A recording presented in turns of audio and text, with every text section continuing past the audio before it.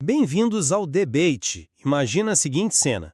Você está lá escavando as ruínas subterrâneas de uma igreja do século XVIII, a Igreja do Rosário. Lá na cidade de Formiga, no interior de Minas Gerais, né? Exato, em Minas. E, bom, a expectativa para qualquer arqueólogo ali é uma previsibilidade linear, certo? Você espera encontrar a cerâmica da época, ossos calcificados, talvez... Algumas moedas de cobre da coroa portuguesa, coisas assim. Isso, moedas, o passado quietinho no seu devido lugar. Mas aí, do nada, você desenterra um esqueleto que possui uma platina cirúrgica moderna no pé esquerdo e uma obturação de amálgama. Nossa, confesso que quando eu li os relatórios dessa escavação pela primeira vez, eu tive que parar, respirar e reler umas 3 vezes. É loucura, né? É de causar uma dissonância cognitiva absurda. E se você que está ouvindo a gente agora acha que isso soa como o início de um roteiro de ficção científica maluco, calma. Porque do lado desse esqueleto estava o crânio perdido de Joaquim José da Silva Xavier, o Tiradentes. O próprio mártir da Inconfidência Mineira. O próprio.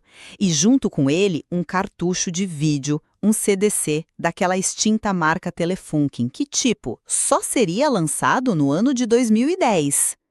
Como assim? O herói da Inconfidência e um cartucho futurista de VHS estão na mesma câmara mortuária. Parece piada. Parece, mas a questão é que as evidências materiais foram submetidas ao Jet Propulsion Laboratory da NASA, o JPL. Sim, e os dados extraídos daquele microchip escondido no dente desse esqueleto, eles são simplesmente irrefutáveis. Exatamente. O JPL confirmou uma verdade aterradora e revolucionária, sabe? Aquele esqueleto pertence a um viajante do tempo, e num paradoxo que desafia a sanidade de qualquer cientista, esse viajante era a versão do futuro do próprio arqueólogo que o encontrou no presente. É bizarro. Através de um projeto ultra-secreto, o Time Elapse, um ser humano foi enviado fisicamente de volta a 1792, o que nos traz ao foco da nossa análise de hoje. Que é basicamente o abismo absoluto entre a estrutura do tempo e as nossas tentativas ridículas de manipulá-lo. Sim! A grande questão hoje é analisar a mecânica temporal revelada pela forma trágica como esse viajante morreu. O debate é o seguinte: a morte dele no passado e essas circunstâncias bizarras ao redor disso provam que o universo possui uma espécie de matemática divina, tipo um sistema determinístico e perfeitamente autorregulável que age para evitar paradoxos. Ou, por outro lado, demonstra um fracasso caótico e catastrófico da manipulação humana sobre dimensões quânticas que simplesmente se sobrepõem. Eu diria que é um monumento monumental ao erro. Eu sustento que o projeto da Telefunken foi uma falha humana de proporções, assim, catastróficas. Uma aberração quântica completa. A leitura desses eventos destrói qualquer noção de que existe uma ordem cósmica benevolente cuidando da gente. E eu defender exatamente a primeira visão. Para mim, todos os dados coletados apontam para um universo altamente determinístico, onde cada peça, por mais caótica que pareça no momento, se encaixa para evitar a destruição da nossa realidade. A morte do viajante não foi um erro técnico da viagem, foi uma correção de rota exigida pelo cosmos. Sério? Você vê a ordem nisso? Com certeza. Para a gente entender melhor a minha posição, vamos olhar para o que realmente matou o viajante. Os dados biométricos daquele microchip mostram que ele não morreu esmagado pelas forças da física quântica durante o salto. Ele chegou lá inteiro. Chegou inteiro no século XVIII. O que o matou dias depois foi a picada de um mosquito de uma espécie já extinta no nosso tempo. E o sistema imunológico moderno dele não tinha nenhum antídoto para aquilo. Uma febre tropical colonial agressiva. Isso? E aqui está o pulo do gato. A probabilidade disso ser um acidente aleatório é, matematicamente falando, desprezível. A física quântica estabelece claramente que você não pode ter duas estruturas atômicas idênticas ocupando a mesma dimensão sem gerar um colapso em cadeia. Você fala do DNA dele e o DNA da versão passada dele que ainda ia nascer séculos depois. Exatamente. O universo identificou a duplicação, ele agiu como um cirurgião, impondo um evento biológico local, focado, para retirar essa anomalia de cena e forçar o viajante a cumprir seu papel na entrega da mensagem. A realidade não cedeu, sabe? Ela se curou. Olha, eu entendo perfeitamente o desejo de encontrar um sentido poético e ordenado no meio dessa confusão. É super reconfortante pensar que o universo é um grande maestro, mas, sinceramente, essa visão romantiza o que, na verdade, é uma tragédia nascida puramente da nossa ignorância científica. Mas como você explica a precisão do evento? Minha posição não é baseada em destino. É baseada na confissão técnica gravada pelo próprio viajante no cartucho. O projeto Time-Lapse falhou miseravelmente porque os engenheiros, subestimaram a natureza da quinta dimensão. Eles tentaram forçar fendas cósmicas a se fundirem usando equações lineares. O deslocamento para 1792 e a doença fatal não foram intervenções divinas. A máquina deu pane. Você acha que foi só uma falha de sistema? Absolutamente. O portal fechou prematuramente, jogando um homem do século XXI no meio do mato, sem equipamento de proteção. Ele sofreu um choque imunológico letal porque foi exposto às cegas a um bioma hostil. Isso não é uma ordem superior operando. É a prova sombria de que nós brincamos com forças sobrepostas da realidade que não compreendemos. Eu entendo por que você pensa assim. Mas deixe-me apresentar uma perspectiva diferente. Você foca muito na falha do equipamento e na dor daquele indivíduo. Mas pensa no universo literalmente como um sistema imunológico-biológico em escala macro. Como assim? Explica melhor. Pensa nisso. Se um vírus letal entra no seu corpo, os seus glóbulos brancos não destroem o seu coração ou o seu fígado para se livrar do problema. Certo. Eles atacam o patógeno específico de maneira contida, pontual e direcionada. Da mesma forma, o universo utilizou aquela contingência biológica, o tal mosquito, extinto, para neutralizar a anomalia temporal. Usou o mosquito como um glóbulo branco. Exato! O universo abateu o viajante sem destruir a linha do tempo maior da Inconfidência Mineira. A falha da Telefunken, o fechamento do portal, tudo isso foi apenas o gatilho.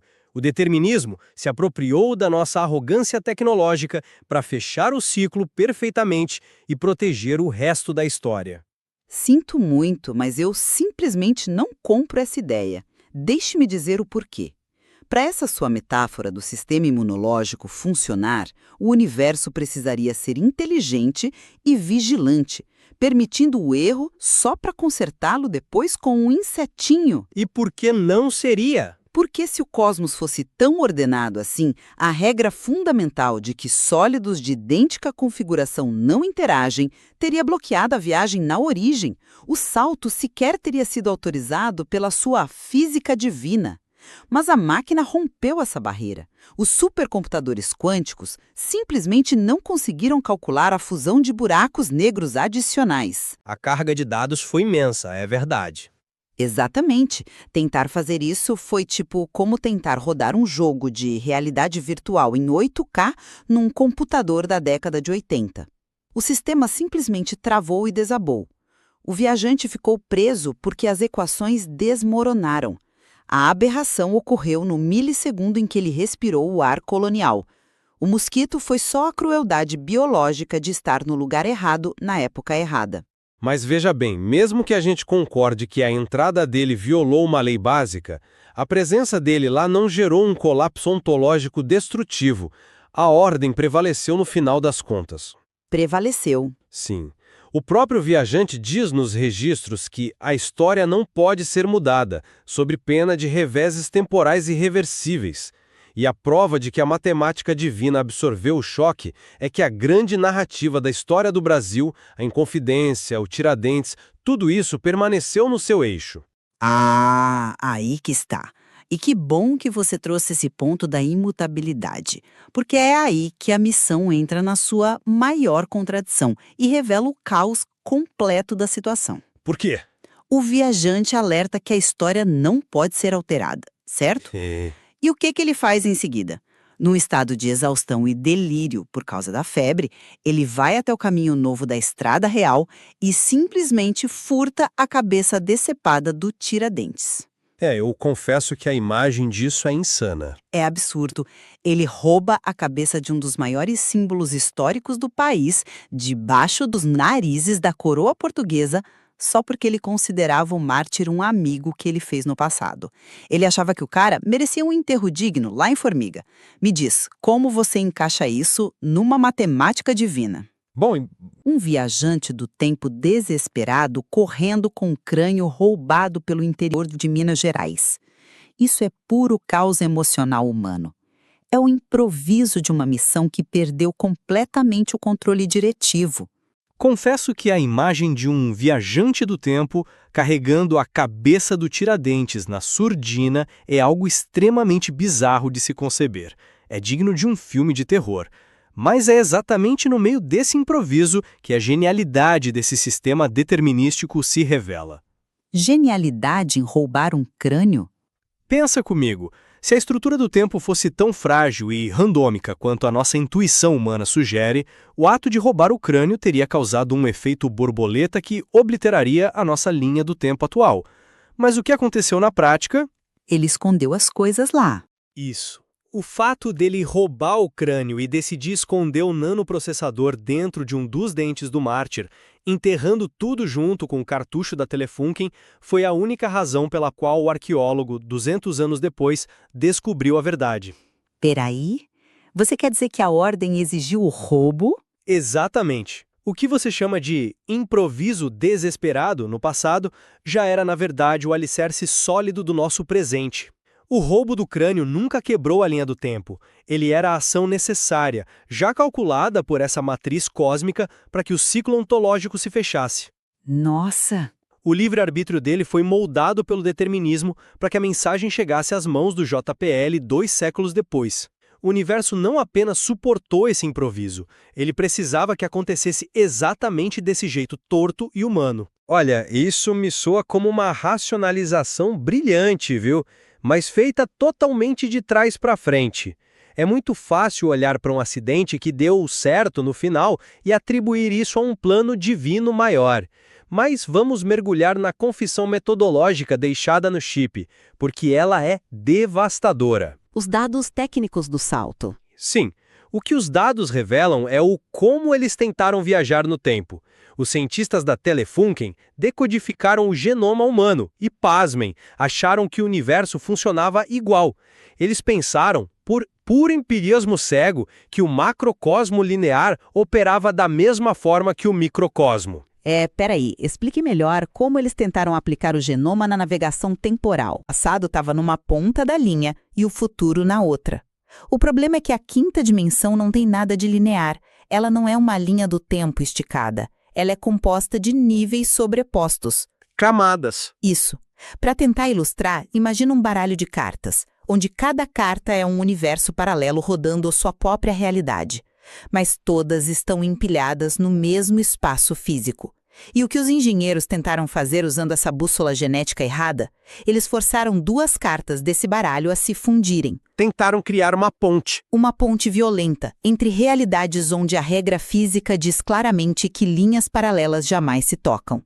Isso não foi um ciclo perfeito. Foi uma invasão cósmica por pura estupidez científica baseada em premissas falsas. Essa é uma premissa interessante, embora eu a enquadrasse de maneira diferente. Eu concordo com você sobre o erro conceitual assustador do projeto Time-Lapse.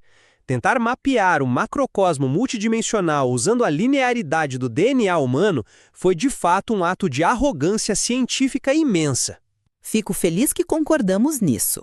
Mas repara como a reação do universo a isso sustenta o que eu estou dizendo. O universo matando ele de febre tropical? Não só isso. O portal, a ligação entre essas duas cartas do baralho, ele se fechou abruptamente. Você interpreta esse fechamento como a máquina engasgando e dando pane porque eles forçaram as linhas paralelas. Eu interpreto como o sistema imunológico dimensional ativamente isolando o problema. Isolando. O cosmos não permitiu que o erro da Telefunken continuasse misturando as realidades e destruísse os dois universos paralelos. Ele cortou a conexão.